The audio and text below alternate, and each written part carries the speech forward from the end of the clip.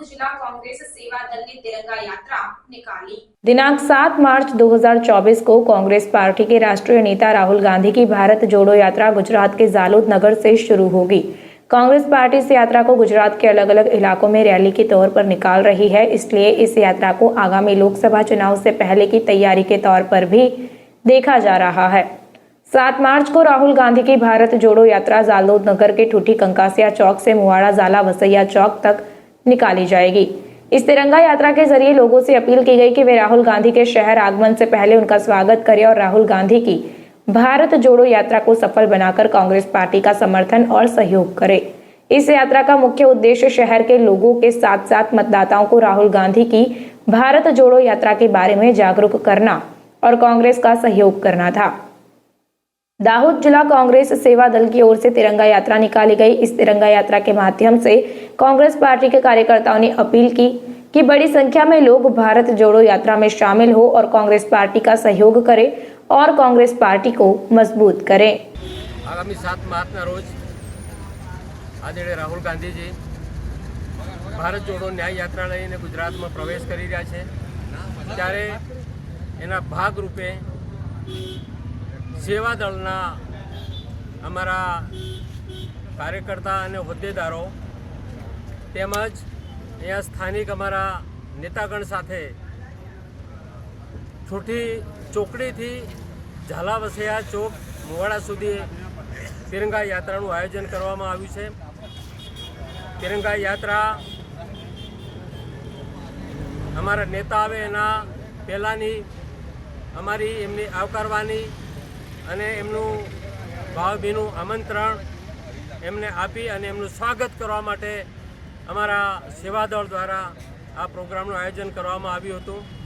અમે સૌ છૂટી ચોકડીથી ઝાલા વિશાળ ચોક મુવાડા ચોકડી સુધી પદયાત્રા લઈ અને અમે અહીંયા પદયાત્રાની પૂર્ણાહુતિ કરી છે અને પ્રજાને એક મેસેજ અમે આપ્યો છે કે આ ભારત જોડો ન્યાય યાત્રાના હેતુ માટે જે ન્યાયની માંગણી લઈને આદરણીય રાહુલ ગાંધીજી જ્યારે નીકળ્યા છે મણિપુરથી મહારાષ્ટ્ર સુધી, ત્યારે ગાંધીના ગુજરાતમાં ઝાલોદમાં એમની જ્યારે એન્ટ્રી છે ત્યારે એ એન્ટ્રીને અમે ગુજરાતમાં સહજ સ્વીકારી અને યાત્રાને સફળ બનાવવા માટે આ પ્રજાને બી અમે અપીલ કરીએ છીએ।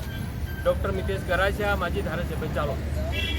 અમારા આદરણીય રાષ્ટ્રીય નેતા અને સાંસદ એવા રાહુલ ગાંધીજી 14મી